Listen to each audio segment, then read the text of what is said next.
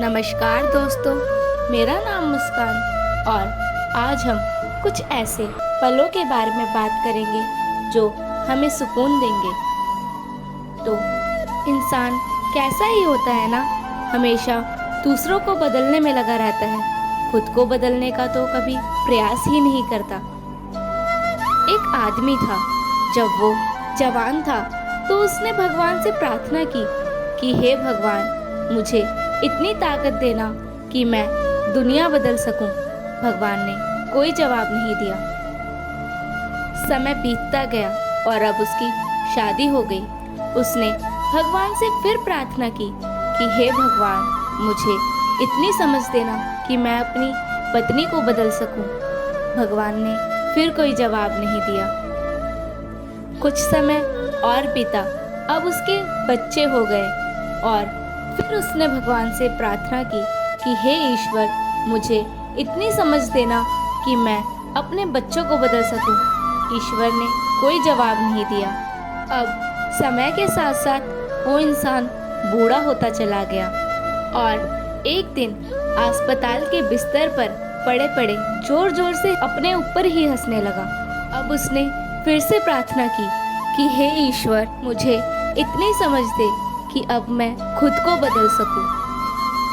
भगवान ने कहा कि अगर ये तूने पहले मांगा होता तो सारा जीवन सुख, शांति और सुकून से गुजारता। पति पत्नी को बदलना चाहता है और पत्नी पति को बदलना चाहती है। बच्चे माँ बाप को और माँ बाप बच्चों को बदलना चाहते हैं। सब चाहते हैं कि दूसरा बदले तो मैं सुखी से रहूं। ऐसा कैसे हो सकता है?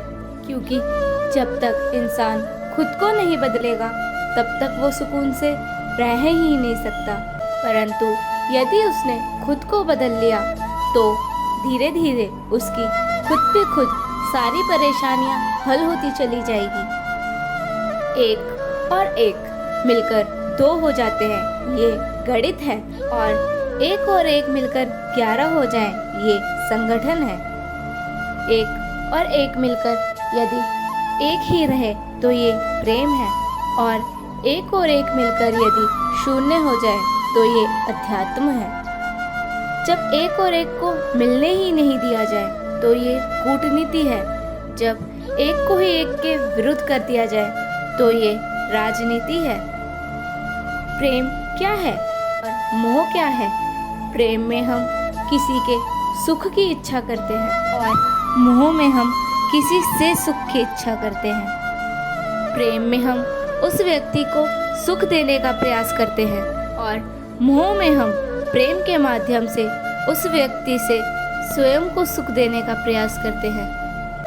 जब हमें कोई फूल पसंद आता है तो हम उसके पौधे को पानी से सींचते हैं ताकि वो फूल कई दिनों तक खिला रहे और ताजा रहे। यही तो प्रेम है।